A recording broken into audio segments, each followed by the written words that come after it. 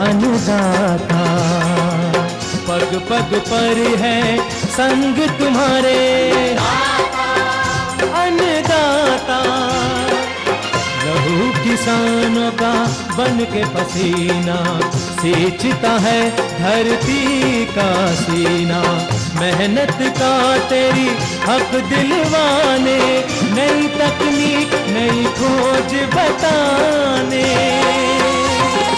पशुधन को गुणवान बनाना, पौध सुरक्षा को सिखलाना, खेती के सब गुर समझाने, भारत का सरताज बनाने।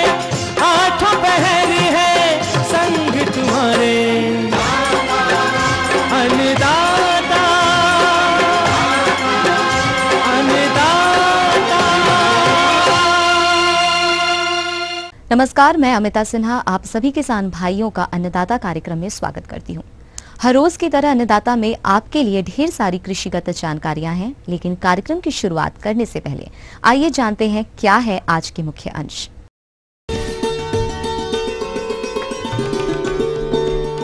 जियो टीलेज यंत्र पर जानकारी,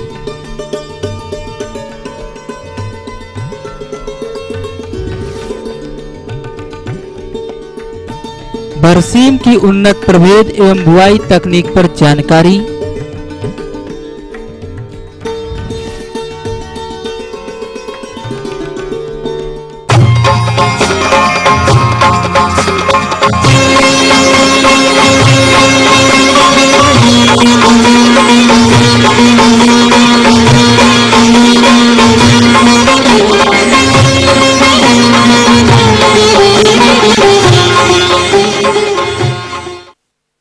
किसान भाइयों, जैसा कि आप जानते हैं कि दुधारू पशुओं से अधिक दुग्ध उत्पादन लेने के लिए संतुलित आहार में हरे चारे के रूप में बरसीम का महत्वपूर्ण योगदान होता है, जिसमें अन्य हरे चारों की अपेक्षा अधिक मात्रा में प्रोटीन होती है और इसे पशु चाव से खाते भी हैं।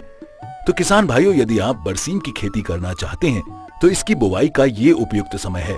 इसके लिए आवश्यक है कि आप उन्नतशील प्रजातियों का चयन करें जो कि लंबे समय तक आपको चारा उपलब्ध करा सकें, एवं साथ ही जब बुवाई करें तो बुवाई की उचित विधियों का प्रयोग करें, क्योंकि प्रायः देखा जाता है कि किसान भाई बाजार से कोई भी बीज ले आते हैं और जैसे तैसे खेत में बो देते हैं तथा बीज दर का भी उचित ख्याल नहीं रखते हैं, जिसका परिणाम ये होता है कि बीज सड़ जाता है और बीजों का जमाव भी कम होता है और ऐसी स्थिति में बरसीम की फसल से कटाइयां भी कम प्राप्त होती हैं। अतः किसान भाइयों, बरसीम की उन्नत खेती पर विस्तृत जानकारी हेतु देखिए कार्यक्रम की ये विशेष प्रस्तुति। रबी मौसम में चारे की बात आती है तो मुख्य रूप से बरसीम की बात की जाती है।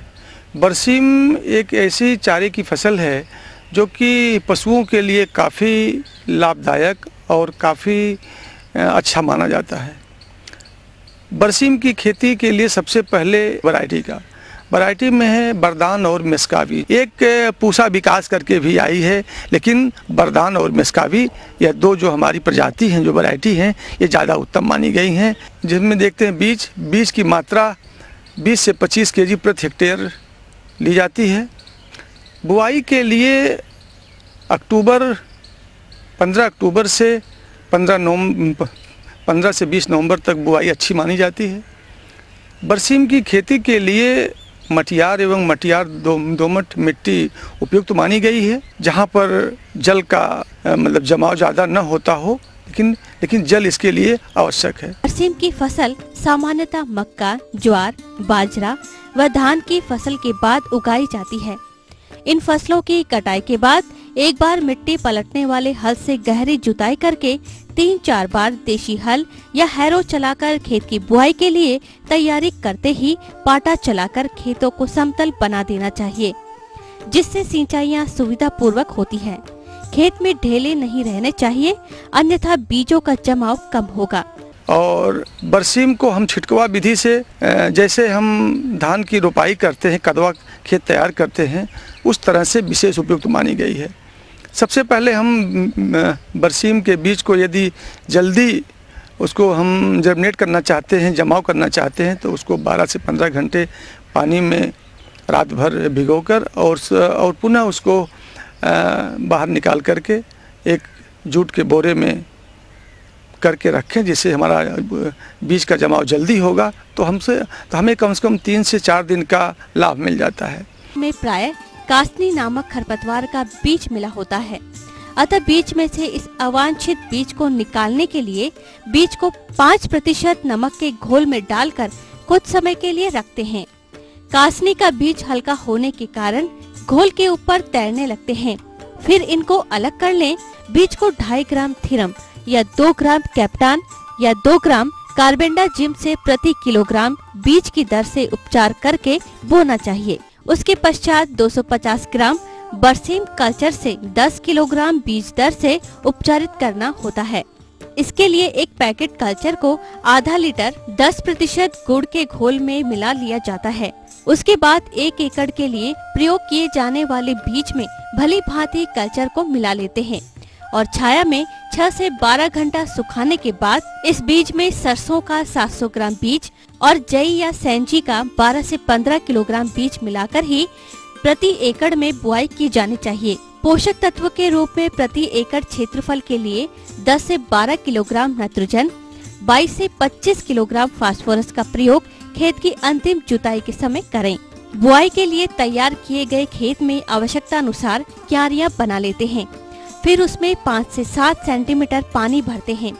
पानी भरकर सीधे बुआई की जा सकती है, लेकिन यदि उसमें पटेल करके बीज की बुआई करते हैं तो बीज के ऊपर मिट्टी की एक पतली परत जम जाती है, जिससे अंकुरण के लिए बीज को उचित नमी मिलती रहती है और चिड़िया भी बीज को नुकसान नहीं पहुंचा पाती है। बीज के अंकुरण के समय यह ध्यान रखें कि खेत में अधिक समय तक पानी जमा न हो, अन्यथा जहां पानी जमा रहेगा वहां बीज सड़ जाएंगे और अंकुरण प्रभावित होगा। अतः बुआई के 12 से 15 घंटे बाद यदि खेत में कहीं पानी रुका है तो उसे खेत से जल निकास द्वारा बाहर निकाल दे। इस प्रकार बरसीम की फसलों में 10 से 12 दिन में 3 से 4 पत्तियां आ जाती हैं। उस समय आवश्यकता पड़ने पर 7 से 10 दिन के अंतराल पर 2 सिंचाई की आवश्यकता पड़ती है। उसके पश्चात 15 से 20 दिन के अंतराल पर सिंचाई की आवश्यकता पड़ती है। जहाँ तक इसकी कटाई की बात है, यदि हम सुचारू रूप से इसमें सही प्रबंधन, पानी का सही प्रबंधन रहेगा और इसको हम 5-6 कटाई ले सकते हैं और उपज में भी कोई फर्क नहीं पड़ेगा। सबसे बड़ी बात है कि दुधारू पशुओं के लिए या बढ़ती उम्र के पशुओं के लिए बरसीम चारे का बहुत बड़ा महत्व है। इसमें प्रोटीन की मात्रा हरे चारे में सबसे ज़्यादा पाई जाती है। रबी मौसम में तो हम जई भी लगाते हैं, लेकिन जई की अपेक्षा बरसीम अच्छी मानी जाती है। इसमें प्रोटीन की मात्रा हमने बताया आपको ज़्यादा पाई जाती है। इससे दुधारू पशुओं का दूध उत्पादन पर भी असर पड़ता है। जो किसान भाई हमारे पशुओं को कंसंट्रेट देते हैं, दाना देते हैं, उसमें हम यदि बरसीम का चारा देते हैं सही ढंग से तो दाने की भी कटौती की जा सकती है, उससे भी हमें लाभ मिलता है। कार्यक्रम में और अभी बाकी है कुछ उपयोगी जानकारियां, लेकिन इससे पहले लेते हैं एक छोटा सा विराम।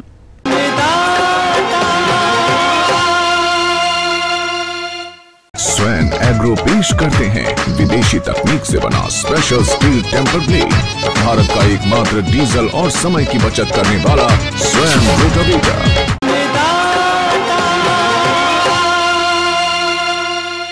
किसान भाइयों, विराम के बाद हम फिर हाजिर हैं आपके लिए कुछ और कृषि वृत्त चित्रों के साथ।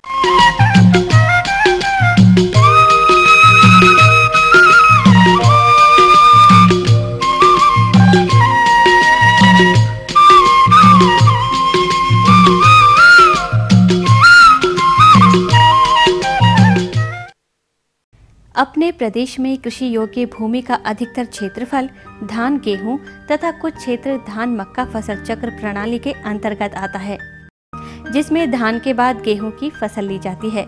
लेकिन गेहूं की फसल लगातार दिन प्रतिदिन लागत खर्च बढ़ने तथा दूसरी तरफ उत्पादन स्थिर होने एवं उपज का उचित मूल्य न मिलने के कारण इसकी खेती करने वाले किसानों का लाभ का दायरा सिकुड़ता जा रहा है, जिसका मुख्य कारण यह है कि आज भी हम धान गेहूं फसल प्रणाली में परंपरागत तरीके से धान की कटाई के उपरांत खेत की जुताई करके 15 से 20 दिन के लिए खुला छोड़ दिया जाता है। इसके उपरांत पलेवा करके 2 से 3 जुताइयां करके पाटा लगाकर गेहूं की बुआई की जाती है। इस परंपरागत प्रक्रिया के दौरान किसान भाइयों को कई तरह से हानि उठानी पड़ती है, जैसे कि खेत की जुताई पर अधिक खर्च, खेत में नमी का ह्रास, समय की बर्बादी तथा इस परंपरागत प्रक्रिया में प्राय देर से गेहूं की बुआई के फलस्वरूप दिसंबर के प्रथम सप्ताह के बाद बुआई होने पर प्रति एकड़ प्रतिदिन 17 से 18 किलो के हिसाब से उपज में गिरावट देखी जाती है। फलस्वरूप प्रति एकड़ लागत खर्च काफी बढ़ जाती है तथा दूसरी तरफ देर से बुआई के कारण उपज भी गिर जाती है। अतः आप सोच रहे होंगे कि इस समस्या का क्या कोई समाधान है जो कि हमारे लागत मूल्य को कम करते हुए उत्पादन को भी स्थिर या बढ़ा सके। तो किसान भाइयों, इस समस्या के निदान के लिए पिछले 2 दशक पूर्व से शून्य जुताई तकनीक का प्रसार हो रहा है, जिसको अपने प्रदेश सहित देश के अन्य भागों के किसान गेहूं एवं रबी मक्का में अपनाकर अधिक उत्पादन के साथ साथ लागत मूल्य में भी काफी बचत कर रहे हैं।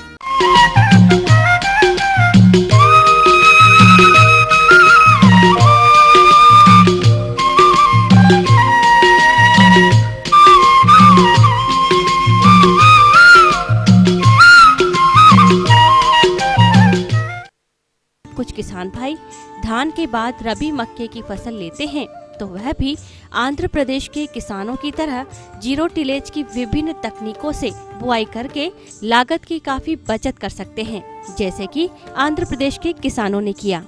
जैसे कि कटे धान की खेत में सीधे नुकीले राड से उचित दूरी पर छिद्र बनाकर सीधे मक्के की बुआई करते हैं, जिसमें 6 मजदूरों की आवश्यकता पड़ती है। प्रति एकड़ 1100 से 1200 रुपए खर्च आता है, लेकिन इस खर्च को और कम करने हेतु वहां 4 पहिए वाला डिबलर बुआई यंत्र का आविष्कार किया, जिसको बनाने में 6 से 7 हजार रुपए खर्च आता है। इस यंत्र के द्वारा 2 आदमी एक दिन में मक्का की बुआई हेतु 8 एकड़ में छिद्र बना सकते हैं और इसमें केवल 7 से 8 किलो बीज की आवश्यकता पड़ती है। इसमें लगभग प्रति एकड़ बुआई पर खर्च 500 से 600 रुपए प्रति एकड़ आता है तथा इस क्षेत्र के किसान रबी मक्के की बुआई धान के कटे खेत में सीधे जीरो टिलेज विधि का प्रयोग कर रहे हैं और इस विधि में 7 से 7.5 किलो प्रति एकड़ बीज की आवश्यकता पड़ती है। इस विधि में दानेदार उर्वरकों का प्रयोग बुआई के समय एक साथ करते हैं, जिसमें पंक्ति से पंक्ति की दूरी 60 गुणा 60 सेंटीमीटर तथा पौधे से पौध की दूरी 20 गुणा 20 सेंटीमीटर रखते हैं। मक्के की फसल में खरपतवार की समस्या ज्यादा रहती है, इसलिए बुआई के 3 दिन बाद 1 किलोग्राम एट्राजीन का 200 लीटर पानी में घोल बनाकर छिड़काव करते हैं तथा धान के ठूंठों को नष्ट करने के लिए बुआई के 3 दिन बाद पैराक्वाट 1 लीटर 200 लीटर पानी में घोल बनाकर प्रति एकड़ की दर से छिड़काव करें। इसमें सभी संस्तुत उर्वरकों एवं सिंचाई का प्रयोग कर प्रति एकड़ 30 से 40 कुंटल का उत्पादन प्राप्त करते हैं, जिस पर प्रति एकड़ मात्रा लागत 4 से 5 हजार रुपए की आती है, जबकि परंपरागत विधि में लागत 7 से 8 हजार रुपए की आती है तथा समय से बुआई न होने के कारण उपज में गिरावट होती है। जीरो टिलेज तकनीक धान की कटाई कर खेत की जुताई किए बिना जीरो टिल फर्टिकम सीड ड्रिल द्वारा गेहूं की बुवाई करने की उन्नत विधा है। धान की कटाई के बाद जो ही मिट्टी की नमी उपयुक्त अवस्था में आ जाए तो जीरो टिल मशीन द्वारा गेहूं की बुवाई करना चाहिए। खेत में चलते समय जब पैर थोड़ा थोड़ा दबता महसूस होने लगे तो उस समय से ही इस मशीन को उपयोग किया जा सकता है। जीरो टिल मशीन में 2 बक्से होते हैं, आगे वाले उर्वरक और पीछे वाले बक्से में बीज भरना चाहिए।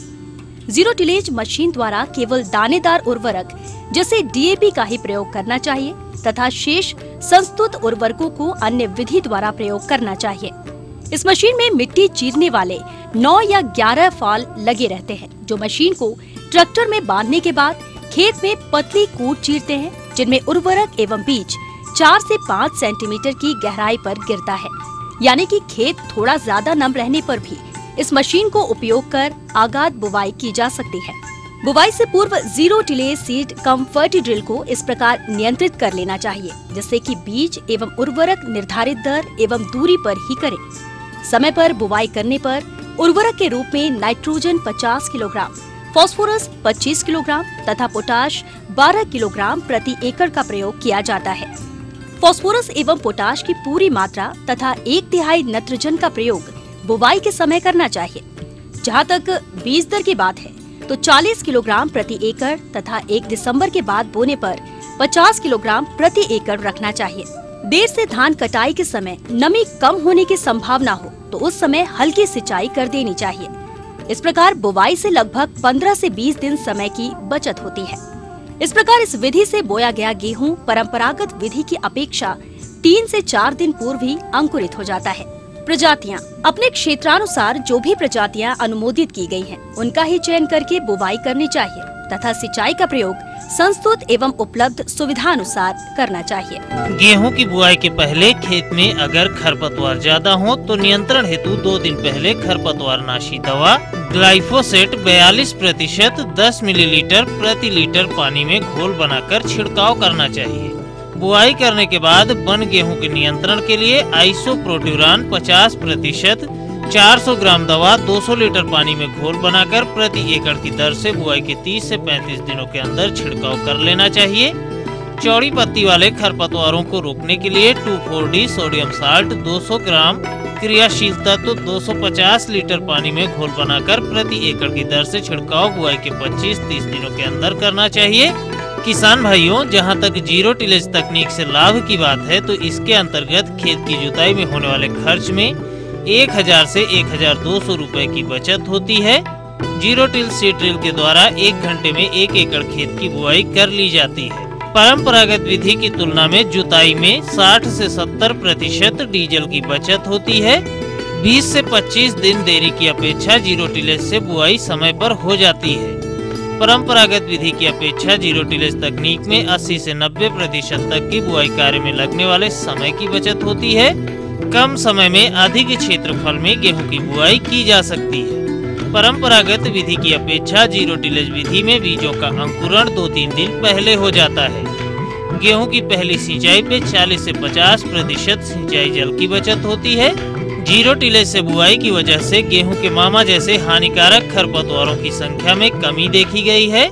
उर्वरकों को बीज के साथ डालने के कारण पौधे द्वारा उर्वरकों का अधिकाधिक प्रयोग होता है, अतः बीज दर एवं उर्वरक में भी कमी आती है। शून्य जुताई यंत्र द्वारा गेहूं की बुवाई करना शुरुआत में किसानों के लिए ये हैरान कर देने वाला विषय था और हर किसी के मन में ये प्रश्न था कि क्या बिना खेत तैयारी के भी बुवाई एवं अच्छी उपज प्राप्त की जा सकती है। परंतु आज इन सारे प्रश्नों के जवाब हमारे सामने आ चुके हैं। न केवल उत्तर प्रदेश राज्य बल्कि उत्तराखंड के मैदानी क्षेत्रों, बिहार, पश्चिम बंगाल इत्यादि के साथ कमोवेश पूरे उत्तर भारत में गेहूं उत्पादक किसानों का बड़ा समूह संरक्षण खेती की इस प्रणाली अर्थात शून्य जुताई तकनीक द्वारा गेहूं का सफल उत्पादन कर रहे हैं। जबकि दूसरी तरफ दक्षिण भारत के कई राज्यों जैसे आंध्र प्रदेश, कर्नाटक इत्यादि में किसान भाई धान की कटाई के उपरांत मक्के की बुवाई में शून्य जुताई यंत्र का प्रयोग कर लाभ उठा रहे हैं। निर्विवाद रूप से शून्य जुताई यंत्र द्वारा बुआई संसाधन संरक्षण की अत्याधुनिक विधा है, जो कि हमारे लिए हर महीने में बहुत ही किफायती है। और इस ट्रैक्टर चालित शून्य जुताई यंत्र मशीन की कीमत बाजार में 35 से 40 हजार रुपए तक है। तो क्या आप तैयार हैं इस तकनीक को अपने प्रक्षेत्र पर अपनाने के लिए? इसके लिए तुरंत संपर्क करें अपने जिले के जिला कृषि अधिकारी या फिर उप कृषि निदेशक प्रसार कार्यालय से और यंत्र की कीमत पर दिए जा रहे 50% अनुदान का भी लाभ उठाएं।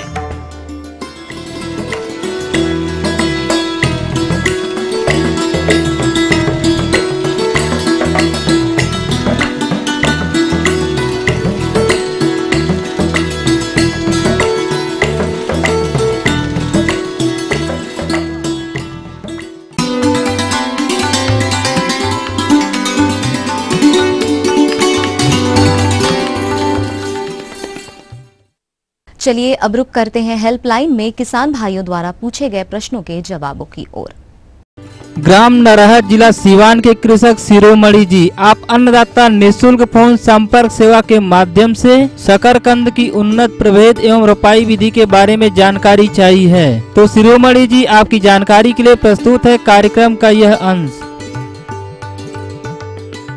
सबसे पहले इसका बीज रोपण किया जाता है, जो इसके लत्ती से ही तैयार होती है कौन की। इसको 2 समय के अंतर में बोया जाता है। पहले आषाढ़ के महीने में इसकी लती लगती है। इस लती जब तैयार होती है तो ये 3 या 4 महीने पर जाकर के तैयार होती है। कार्तिक के मास में फिर बोई जाती है। इसके बोने के लिए 1 हाथ की जमीन की जरूरत पड़ती है एक लत्ती पर। लत्ती का भी साइज करीब करीब हाथ यानी 18 इंची का करीब करीब होता है। जुताई के लिए पहले 3 बार खेत की पूरी जुताई की जाती है। उसके बाद चौथी बार इसमें खाद कट्ठे के हिसाब 3 किलो डाई, 1 किलो पोटास और 250 ग्राम जिंक, यूरिया की मात्रा आधा किलो के हिसाब में दे करके इसके खेत को तैयार किया जाता है। जब इसके खेत तैयार हो जाता है तो 18 इंची का इसकी लत्ती जो कोन की बनती है उसको काट करके कुदाल के साथ बोया जाता है, जिसकी गहराई 4 से 6 इंच जमीन के अंदर हो। 10 से 15 या 20 रोज के अंदर इसकी लती लग जाती, तब इसका यानी सुहाई किया जाता है, जिसका सोहन यहाँ पर बोला जाता है। खुरपी के द्वारा किया जाता है और उसके बाद पानी की सिंचाई दी जाती है। उससे 20 दिन के बाद फिर दूसरी सिंचाई की जाती है और तब इसका फसल तैयार होता है। कंद की रोपाई 2 मौसम में करते हैं, एक तो खरीफ मौसम और दूसरा रबी मौसम में। इसका अभी उपयुक्त समय है और आप इसकी खेती कर अधिक लाभ ले सकते हैं। उन्नत प्रभेद यह की गई है जिसमें राजेंद्र शकरकंद 5, राजेंद्र शकरकंद 35, राजेंद्र शकरकंद 45, राजेंद्र शकरकंद 47 एवं पानबेर इस केंद्र द्वारा विकसित किया गया है। लाल रंग के इसका छिलका होता है और ये किसानों के बीच काफ़ी ही लोकप्रिय है। उपज क्षमता करीब 20 से 25 टन प्रति हेक्टेयर यानी 200 से 250 क्विंटल प्रति हेक्टेयर लेते हैं। अल्प अवधि के भी प्रभेद को विकसित किया है जिसमें कि राजेंद्र शकरकंद 92 जिसकी खुदाई आप 75 दिनों में भी कर सकते हैं और 75 दिन में खुदाई करने पर आपको 160 से 180 क्विंटल उपज कंद की उपज प्राप्त कर सकते हैं। तो अगर वैसे आप ये देखें कि लतर के जो नर्सरी से हम लतर के लाते हैं तो वह स्वस्थ पौधे से ही हम लतर की कटाई करें। अगर नर्सरी आक्रांत हो गया है तो उसके लिए आप डाइमिथोएट आप उसका 1 ml 1 लीटर पानी में मिलाकर आप घोल तैयार कर लें और उसके लतर के निचले वाले भाग को आप 25 से 30 मिनट यानी आधा घंटा तक डुबो कर रहने दें और उसके बाद अगर आप रोपाई करते हैं तो इसमें कीट का प्रकोप नहीं हो पाता है। जैसे कि और रोपाई हम खेत जब अंतिम पटा देने के बाद इसको रोपाई जो आप देख रहे हैं कुदाल के द्वारा करते हैं और जो इसकी रोपाई करने का तरीका है पंक्ति से पंक्ति के बीच की दूरी 30 सेंटीमीटर तथा पौधे से पौधे के बीच की दूरी भी 30 सेंटीमीटर रखते हैं। इसकी रोपाई तो जैसा आप देख रहे हैं कि लतर से करते हैं। ऊपर वाले अगर भाग को करीब 30 सेंटीमीटर अगले भाग हम काट कर रोपाई करते हैं क्योंकि नीचे वाले भाग में ही कीट का प्रकोप होता है और खासकर इसमें एक शकरकंद घुन कीट का प्रकोप ज़्यादा होता है। और रोपाई के बाद आप इसको 1 महीने बाद आप प्रथम निकौनी करें। अभी जैसा कि आप देख रहे हैं जो हम रोपाई कर रहे हैं इसमें सिंचाई की ज़रूरत नहीं पड़ती है क्योंकि जो पानी की मात्रा है वो वर्षा के द्वारा इस फसल को मिल जाती है। और उसके बाद अगर आवश्यकता पड़े इस समय अगर बारिश नहीं होती है तो एक हल्की सिंचाई अवश्य। और हम लोगों ने एक समेकित कीट नियंत्रण विधि को यहाँ से इजाद किया है जिसमें कि आप सेक्स फेरोमोन ट्रैप है हम लोग के पास। आप अगर उस रोपाई के समय ही अगर आप इसको लगा देते हैं तो जितने भी इसके नर कीट हैं वो आकर्षित हो जाते हैं और मारे जाते हैं जिससे कि इसके जो पॉपुलेशन इस कीट का पॉपुलेशन है उसका रोकथाम हो जाता है। ग्राम सेंगर जिला जमशेदपुर के कृषक अभिषेक कुमार आप अन्नदाता निःशुल्क फोन संपर्क सेवा के माध्यम से केला उद्यान में उर्वरक प्रबंधन के बारे में जानकारी चाहिए है। तो अभिषेक जी आपकी जानकारी के लिए प्रस्तुत है कार्यक्रम का यह अंश। खरपतवार नहीं निकालेंगे तो बहुत सी मात्रा खरपतवार खींच लेगा तो उसकी साफ सफाई हमेशा करते रहना चाहिए हमको। केले में 1 केले के पौधे को साल भर में 800 ग्राम यूरिया लगेगी, 625 ग्राम सुपर फास्फेट लगेगा और आपका 200 ग्राम पोटास खाद लगती है। और इसके साथ साथ आपकी 20 से 40 किलो तक सूखी गोबर की खाद एक गड्ढे के लिए पर्याप्त होती है। तो किसान भाई जब गड्ढा तैयार करते हैं जुलाई में पौधा लगाने के लिए, मई में गड्ढा तैयार कर लें और उसमें सुपर फास्फेट 625 ग्राम लगाने के पूर्व और गोबर की खाद 40 किलोग्राम और म्यूरेट ऑफ पोटाश जो है आपका, उसको आप 100 ग्राम प्रति पौधे के हिसाब से आपको डालना है। इसके बाद जो यूरिया खाद है आपकी, उसको जब आप पौधा लगा देंगे उसके 1 महीने बाद 200 ग्राम खाद डालना है। इस प्रकार 4 भागों में करके उसको 1-1 महीने के अंतर से पूरी 800 ग्राम खाद डाल देना है। और 200 ग्राम पोटाश खाद लगती है, जो जिसमें से आधी खाद जो है हम उस समय दे देते हैं बेसल जब पौधा लगाने के पहले, और आधी खाद जो बचती है आपकी 100 ग्राम, वो आपको फूल आते समय देना चाहिए केले में। फूल आने के पहले आप देखेंगे उसमें से एक पत्ती निकलती है जिसको फ्लैग लीफ कहते हैं, तिरंगा मतलब। उस समय आप समझ जाएंगे कि इसमें फूल आने वाला है। उससे आपके पास जो 100 ग्राम पोटाश खाद बची है उसको उस समय डालना अति आवश्यक है। इस तरह से आप खाद का केले में मेंटेनेंस कर सकते हैं। केले का प्रबंधन में मुख्य रूप से पानी की बहुत बड़ा रोल होता है, और पानी जो केला है बहुत पानी की अधिक आवश्यकता होती है, क्योंकि इसकी पत्तियां चौड़ी होती हैं और बहुत ज़्यादा वाष्पन इसमें होता है। इसलिए जमीन की कंडीशन क्या है उस हिसाब से पानी दिया जा सकता है। केले से आप 3 क्रॉप ले सकते हैं। जैसे पहली क्रॉप आपने लगाई, जब आप देखेंगे केले के हर पौधे के बाजू से सकर्स निकलते हैं, बहुत से पौधे निकलते हुए दिखेंगे आपको, चौड़ी पत्ती वाले, पतली पत्ती वाले, तो उसको सकर्स बोला जाता है। उसमें से आप जब 6 महीने की आपकी क्रॉप हो जाती है तो एक शकर को आपको छोड़ देना, बाकी को निकालते रहना चाहिए हमको। अगर हम शकर से नहीं निकालते हैं तो हमारे केले की फसल प्रभावित होती है उससे, क्योंकि जितना न्यूट्रिशन आप दे रहे हैं उसको वो दूसरे पौधे शकर्स में चला जाएगा। इसलिए एक शकर्स को हम छोड़ देते हैं 6 महीने की, है ना। जब शकर जो छोड़ देंगे, जब हमारी क्रॉप हार्वेस्ट हो जाएगी तो ये शकर्स आपका बढ़ जाके आपकी क्रॉप तैयार हो जाएगी, रोटून क्रॉप कहलाती है। इसी प्रकार से तीसरे साल भी इसी प्रकार से आप शकर्स निकाल के एक शकर छोड़ के रोटून क्रॉप ले सकते हैं।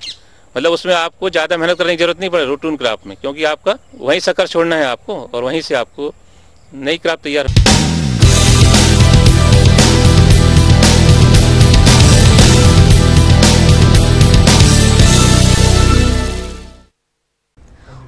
और आइए अब जानें कि राज्य की विभिन्न मंडियों के बाजार भाव किस प्रकार रहे।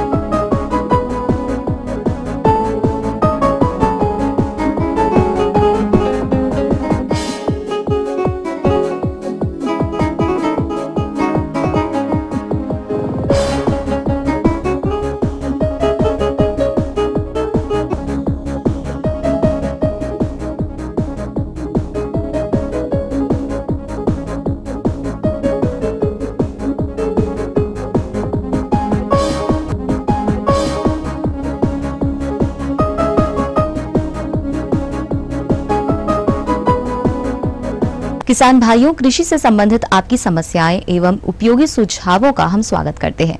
इस हेतु हमारा पता है प्रोड्यूसर अन्नदाता ETV Bihar Jharkhand, Ramoji film city Hyderabad 501512। साथ ही आप हमें ईमेल भी कर सकते हैं। हमारा ईमेल है annadatabihar@etv.co.in।